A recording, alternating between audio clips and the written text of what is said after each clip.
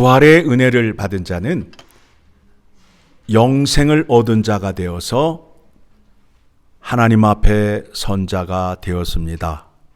그래서 하나님과 화목한 관계가 되었고 하나님의 말씀을 들을 수 있고 하나님의 말씀을 볼 수 있는 자가 된 것입니다. 오늘 본문의 말씀을 보니까 구하라, 찾으라, 두드리라. 이 말씀에 대해서 우리가 그동안 설교를 많이 들었습니다. 그래서 이 본문이 기도하는 데에 많이 인용이 되었어요. 그런데 오늘 말씀을 보게 되면 그 범위를 넘어선다라는 것을 확인하셔야 돼요. 앞절에서 말씀이 뭐냐 하면 비판하지 말라. 비판을 하게 되면 어떻게 돼요? 그 비판한 대로 비판을 받을 것이다. 그렇죠? 찾아보겠습니다. 7장 2절을 보게 되면 너희가 비판하는 그 비판으로 너희가 비판을 받을 것이요 너희가 헤아리는 그 헤아림으로 너희가 헤아림을 받을 것이니라. 그러니까 우리가 비판을 받거나 헤아림을 받지 않기 위해서는 어떻게 해야 돼요?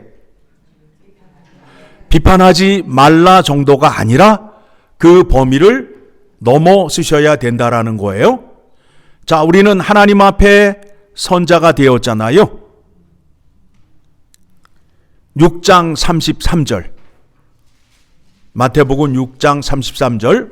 우리가 잘 아는 말씀입니다. 같이 읽습니다. 그런즉 너희는 먼저 그의 나라와 그의 의를 구하라. 그리하면 이 모든 것을 너희에게 더하시리라. 어떡하라고요?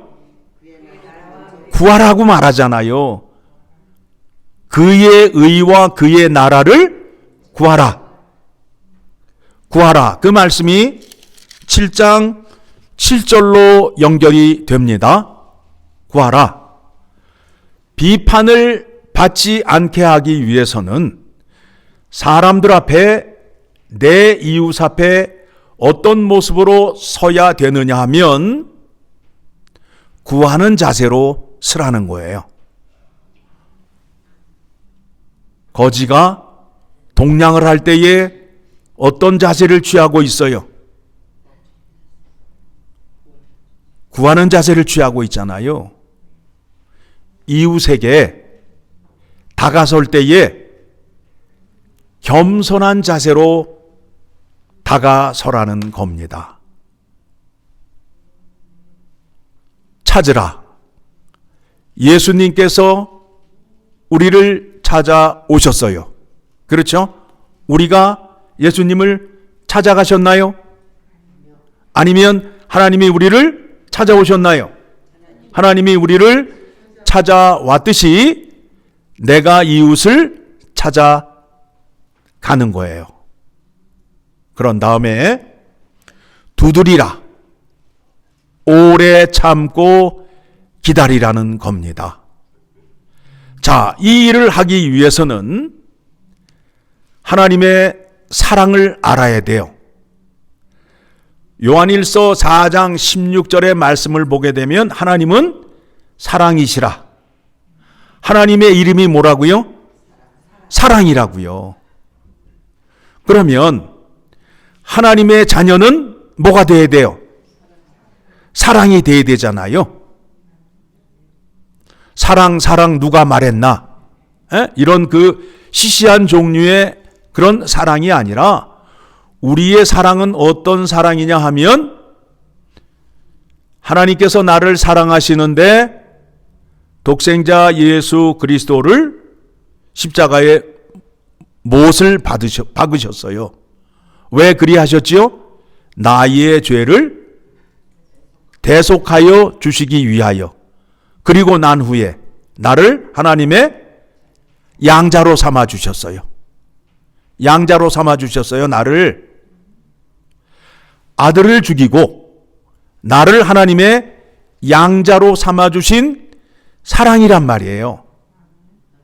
그 사랑을 아셔야 하나님을 사랑할 수 있고 이웃을 사랑할 수 있다라는 겁니다. 그래서 우리가 그 사랑을 알아야 돼요? 몰라야 돼요? 알아야 되잖아요. 하나님의 사랑을 지식으로 아셔야 돼요. 성경의 말씀을 통하여 확인하셔야 돼요.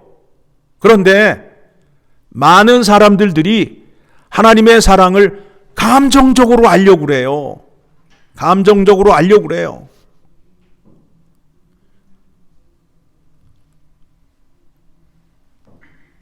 아무나 보면 사랑한다는 말하고 아무나 보면 사랑한다고 껴안고 이거는 무례한 거예요. 십자가의 사랑은 그런 사랑이 아니에요. 십자가의 사랑은 그런 사랑이 아니라고요. 십자가의 사랑에는 하나님의 지혜와 하나님의 비밀과 하나님의 능력이 그 속에 감춰져 있어요. 그 사랑을 지혜로 깨달으셔야 된다라는 겁니다. 그 사랑이 십자가에 나타나셨어요. 예수 그리스도가 나를 사랑하시는데 어떻게 사랑하셨다고요? 자기의 몸을 십자가에 내어주시고 나의 죄를 대속해 주시며 사랑하셨어요. 그렇죠? 그래서 예수님이 제자들에게 뭐라고 말씀하셔요? 요한복음 13장 34절 35절 말씀 봅니다.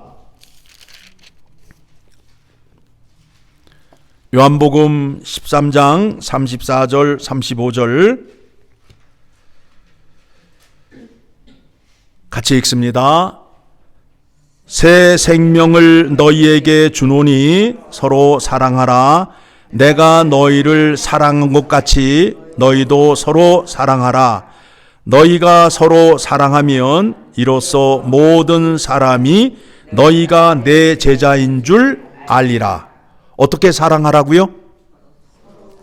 서로 사랑하는데 그 사랑이 어떤 사랑이냐 이거예요. 어떤 사랑이에요? 나를 사랑하셨는데 어떻게 사랑하셨어요? 십자가에 죽기까지 죽으시고 나를 사랑하셨단 말이에요. 그 사랑으로 어떻게 하라고요? 서로 사랑하라고요. 서로 사랑하라고 말씀하고 있어요. 그 사랑으로 사랑하라고 말씀하고 있습니다. 이 사랑이 있어야 이웃을 비판하지 않아요. 그 사랑을 알아야 이웃을 내 몸과 같이 사랑을 해요. 달리 말하면 내가 나를 사랑하지 아니하면 이웃을 사랑할 수 없어요. 나라는 존재가 어떤 존재이냐 하면 엄청나게 존귀한 존재이며 가치로 말하게 되면 돈으로 환산할 수 없는 그와 같은 가치를 가진 사람이에요. 왜 그래요? 내 안에는 누가 계시기 때문에, 예수 그리스도가 계시기 때문에 나라는 존재를 돈으로 환산할 수 없어요. 그러면 내가 어떤 존재인지를 알게 되면 내가 이웃을 사랑할 수 있는 자리로 나아가게 되는 거예요. 달리 말하면 예수님께서 나를 사랑하셨는데 십자가에 죽으실 만큼 나를 사랑하시고 그 예수님이 내 안에 들어와 계심으로 인하여 나라는 존재는 십자가의 사랑을 행할 수 있는 존재라는 것을 알므로 인하여 이웃 앞에 설 수 있게 된다라는 겁니다. 그래야 내 이웃을 내 몸과 같이 사랑할 수 있겠지요. 그렇죠? 여러분의 새끼손가락이 바늘에 찔리게 되면 아파요, 안 아파요? 아프잖아요. 왜 아플까요? 내 몸에 붙어 있기 때문에 아프단 말입니다. 내 이웃의 아픔을 내 몸의 아픔과 같이 느낄 수 있는 사랑을 갖고 있어야 비판이 아니라 감싸주고 위로해 줄 수 있는 자리로 나아갈 수 있게 된다라는 겁니다. 십자가의 사랑을 추상적으로 생각하지 마시고, 추상적으로 생각할 것 같으면 예수님이 이 땅에 오셔서 온갖 수모와 고난과 고초를 당하시며 죽을 필요가 있어요, 없어요? 없잖아요. 그거를 다 당하셨단 말입니다. 당하시면서까지 십자가에 죽으셨단 말입니다. 누구를 사랑하기 위하여? 나를 사랑하기 위하여. 그 사랑을 받은 자라면 이제 어떻게 하셔야 되느냐 하면 로마서 15장을 가게 되면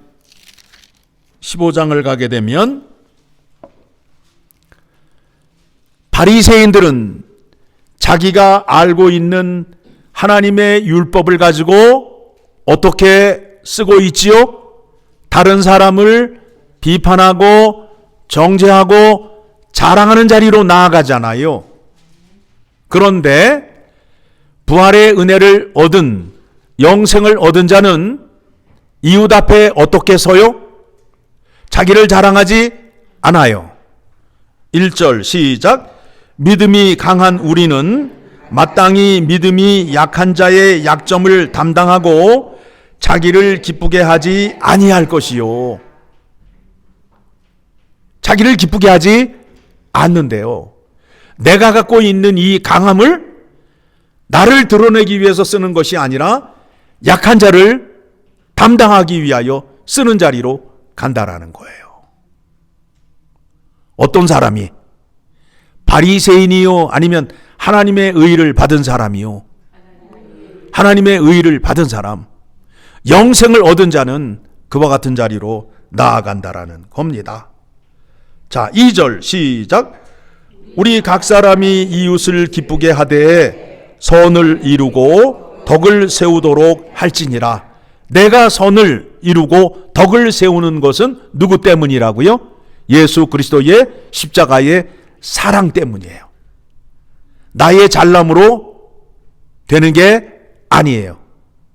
그 십자가의 능력이 내 안에 들어옴으로 인하여 비판하지 아니하고 이웃을 찾아가되 긍휼과 자비와 사랑으로 갈 수 있게 된다라는 겁니다.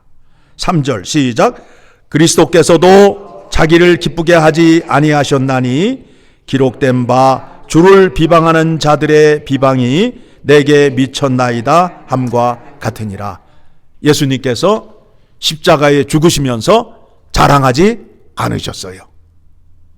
내가 못난 너희들 때문에 십자가에 죽게 되었다. 그런 말 하신 적 있어요, 없어요? 없어요.